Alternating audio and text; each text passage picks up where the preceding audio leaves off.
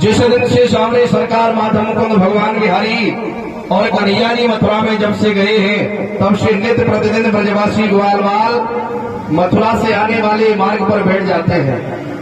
अपनी आंखें लगा कि आज मेरा कृष्ण आता होगा, मेरा कन्हैया आता होगा, मेरा श्याम आता होगा। सांझ तक इंतजार करते हैं, विमुख होके बेचारे हताश होके लौट जाते हैं। सवेरा होता है, सवेरे होते ही फिर रास्ते में बैठ जाते हैं। कल नहीं आया, लेकिन आज मेरा गोपाल जरूर आता होगा। आज क्या देखा कि मथुरा की ओर से एक रथ आ रहा है, तो लगा कि मेरा कन्हैया आ रहा है। सभी ब्रजग्वाल ब्रज की सखियां इकट्ठी हो गई, रास्ते में मेरा कन्हैया आ रहा है, मथुरा से रथ आ रहा है, और जिस रथ में बैठ करके मेरा श्याम आ रहा है। मधुमंगल ने देखा मेरा प्यारा कन्हैया आ रहा है, झट से रास्ते से उठ के और एक वृक्ष पे चढ़ गया। कितने दिनों बाद मेरा कन्हैया आ रहा है और मैं तारी के कन्हैया से उठ जाऊंगा। वो मुझे मनाएगा तब मैं उससे बात करूंगा, और जब तक कन्हैया मुझे मनाएगा नहीं तब तक उससे बोलूंगा नहीं। लेकिन क्या पता है कि कन्हैया आज भी नहीं आ रहा है। एक वृक्ष की डाल पे मधुमंगल चढ़ गया, काफी देर तक रथ और में पास में आया, तो अचानक उसके हृदय का भाव बदल गया। गुस्सा तो बाद में भी कर ली जाएगी, मेरा कन्हैया कितने दिनों के बाद आ रहा है, एक बार उसके गले लग के उस कन्हैया का दीदार कर लूं, अपने प्यारे की सूरत को देख लूं। मेरा प्यारा न जाने कितने दिनों बाद आ रहा है। झट से बस से बोल पड़ा, कन्हैया कन्हैया मैं तुझसे कभी नाराज नहीं हो सकता, मेरा तो श्याम है, मेरा गोपाल है, तुझसे प्यारे गुस्सा होके नाराज होके कहाँ जाएंगे। एक बार मैया यशोदा के पास गया, मैया मथुरा से रथ आ रहा है और उस रथ में बैठने मेरा श्याम आ रहा है, मेरा कन्हैया आ रहा है। मैया बड़ी दुखी बैठी हुई थी, एकदम आलस में बैठी हुई थी। जब से श्याम गए हैं तब से जिधर देखती है मैया देखती रह जाती है, रोती है तो रोती रह जाती है।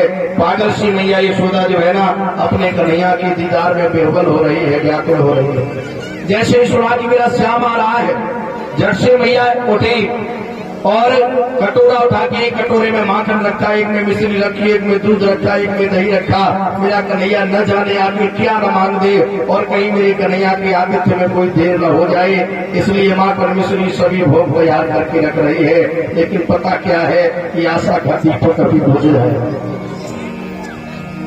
धन्य है कि ब्रजवासियों की पराकाष्ठा है।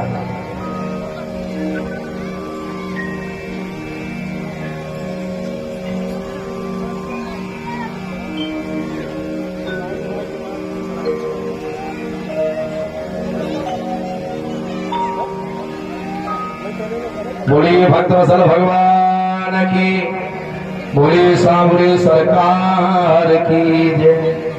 मैया यशोदा ने माखन मिश्री दूध दही समस्त ठाकुर जी के बाल भोग को जो है लगा करके तैयार किया है। न जाने क्या न मांग दे, मेरा प्यारा कितने दिनों बाद आया है। इधर बाबा नंद जो है ना दरवाजे पे खड़े हैं, मेरा कन्हैया आएगा, सबसे पहले मैं अपने कन्हैया को गले लगाऊंगा, गोद उठा के मैया यशोदा के पास ले जाऊंगा। आज मेरा श्याम आता होगा। ब्रजवासी ग्वालवाल रास्ते में एक तक नजरें लगाए बैठे हैं, तब तक रथ और समीप आ गया। जब तक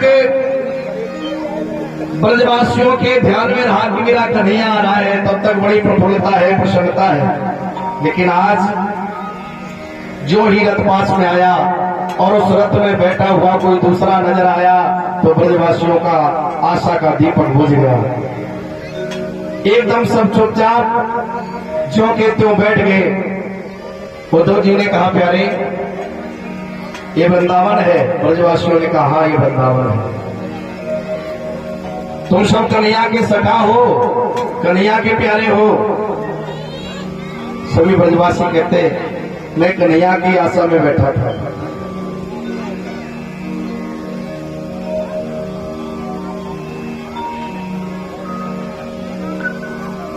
बोलिए बाल कृष्णलाल की।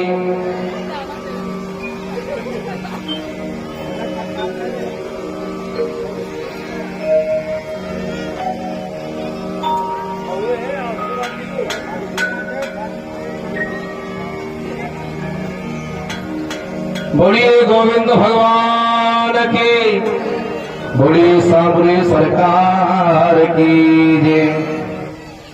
सजनों,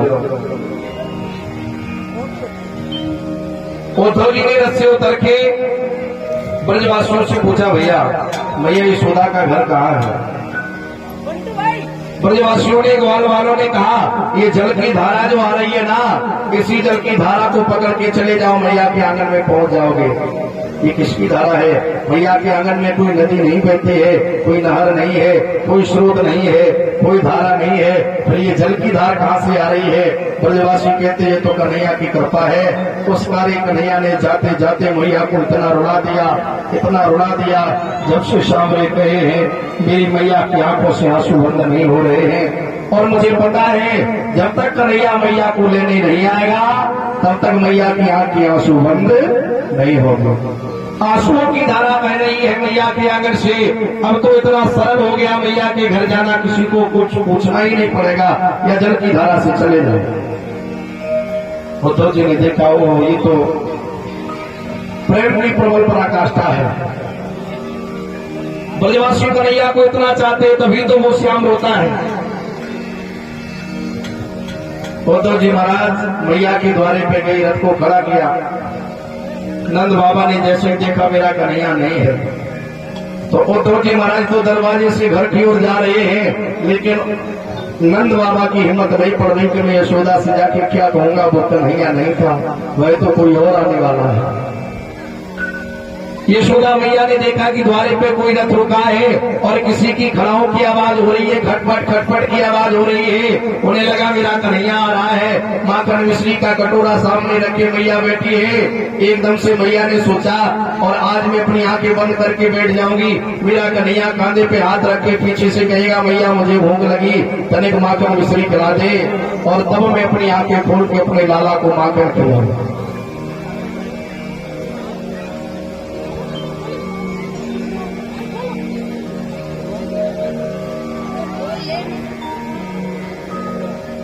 बोलिए बाकी हरिलाल की। ध्यान से सुनेंगे तो समझ में आएगा।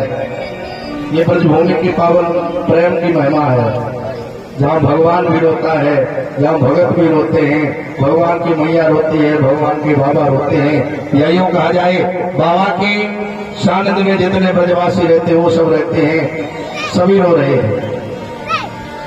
यशोदा मैया आके बंद करके बैठ गई, मेरा कन्हैया आता होगा। उद्धव जी महाराज भवन में पधारे तो क्या देखा, मैया यशोदा आंखें बंद किए। अब उद्धव जी की कुछ हिम्मत नहीं पड़ रही कि मैं मैया से क्या कह दूं, सामने खड़े हैं। और मैया ने चप्पल की खड़ाओं की आवाज से जान लिया कि मेरे पास कन्हैया खड़ा है, मेरा प्यारा खड़ा है, लेकिन आंखें नहीं खुल रही है। क्यों? द्वारिका परसों का कह के गया था कि मैं परसों मैया लौट आऊं, परसों बीत गई, परसों बाद मेरा श्याम आया है। वही तो खुद मुझसे कहे कि मैया आंखें खोलो, तेरा कन्हैया आया। काफी समय तक मैया आंखें बंद करे रही। मैया ने देखा आखिर तो मैं बड़ी हूँ, कन्हैया मेरा छोटा है, गुस्सा करे तो छोटा करे, बड़ा बनाए।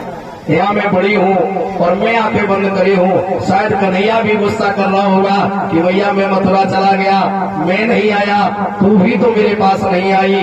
तो मैया ने देखा सचमुच मेरा प्यारा नटखट है, चंचल है, चपल है। मैं अपनी ओर से अपनी आंखों को खोल के अपने कन्हैया को अपनी छाती से लगा के अपने प्यारे को माखन मिश्री का भोग लगाऊंगी।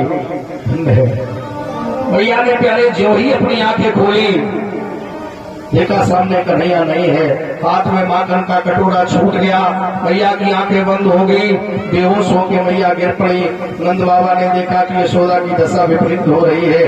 बाबा भीतर आए, उद्धव जी से कहा प्यारे तुम्हें आना नहीं था। अभी तक इस बेचारी की आशा की ज्योति तो जल रही थी, आज तुमने वह आशा की ज्योति भी खा ली। सभी ब्रज की सखियां ग्वाल वाले इकट्ठे हो गए। तुम कौन हो? मैं कन्हैया का सखा हूँ, हमारा नाम उद्धव है।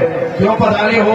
कन्हैया ने मुझे ये पत्र दिया है। क्या पत्र में लिखा है? तुम सबके लिए कुछ भेजा है। ब्रज की सखियों ने झट से जल्दी जल्दी पत्र को खींचातानी मचाई, तो पूरे पत्र के खंड खंड हो गई, थोड़ा थोड़ा टुकड़ा सभी सखियां लिए हैं। कन्हैया ने मेरे लिए कुछ लिख के भेजा होगा, प्यारे ने मेरे लिए कुछ लिख के भेजा होगा, मेरे श्याम ने जरूर मेरे लिए कुछ लिख के भेजा होगा।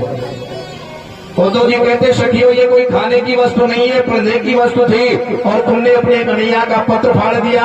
ब्रज की सखियां कहती मुझे पत्र से कोई मतलब नहीं है, तुम बड़े पागल हो रहे हो। श्याम तन श्याम मन श्याम ही हमारो धन, आठो याम ओढ़ो हमें श्याम ही सो काम है।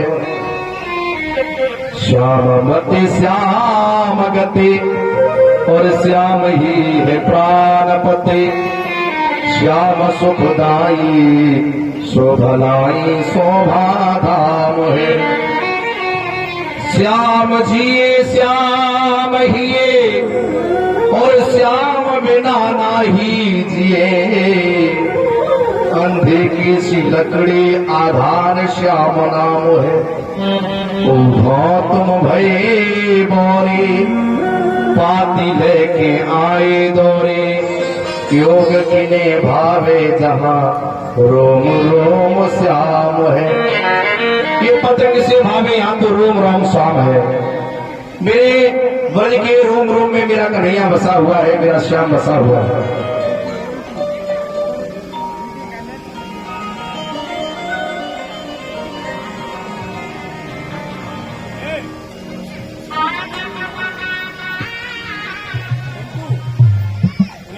बोलिए बाल कृष्ण लाल की, बोलिए सांवरी सरकार की जय।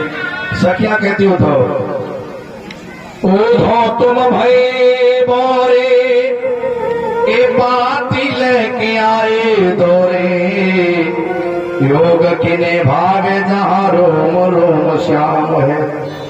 यहाँ ब्रज की भूमि की रोम रोम में श्याम बसा हुआ है। और वैसे भी तुम कन्हैया के मित्र हो ना, कन्हैया के मित्र की कौन कहे, मुझे तो कन्हैया के रंग से ईर्षा हो गई, नफरत हो गई। क्यों? उधा सब कारे अजवाए, जितने भी संसार में काले रंग के मैंने सबको अजमाया है। कोयल के सुत और कागा पाले, हंस हंस कंठ लगाए, बड़ी भई तब उड़ भी लागी, पुल अपने को धाए। सब कारे अजवाए। तुम कृष्ण के मित्र हो, मुझे तो कृष्ण के रंग से नफरत हो गए।